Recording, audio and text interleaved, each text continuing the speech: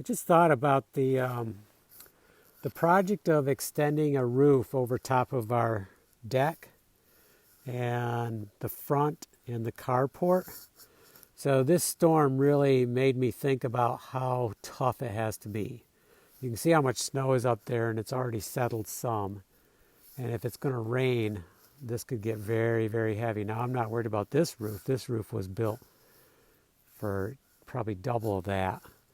I can't even remember, maybe even more, maybe 3 times that.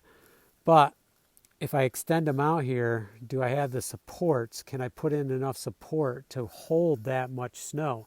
Especially where the carport, that carport coming over top of 2 vehicles is going to be very long. So imagine all that snow that we put over in this bank standing on top of that carport pretty much. That's going to be a lot of snow, and I don't want to have to shovel it off, so we need to make that thing very strong. So I think supports coming up from the wall on the house. We're going to have a center beam in the center there, in between the 2 vehicles. I kind of hate to do it, but there's no other way we can do that and have the support, because that's like 20 feet there from where the house is coming over top of that truck.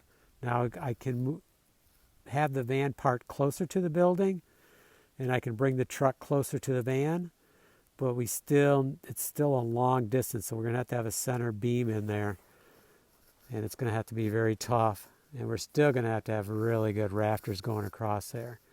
Now I am going to put aluminum on there, so if the snow melts at all, well, the problem is it's not going to be very steep, but it would slide off at some point. So these are the things we got to think about when we dive into this, is we need to think about that snow load.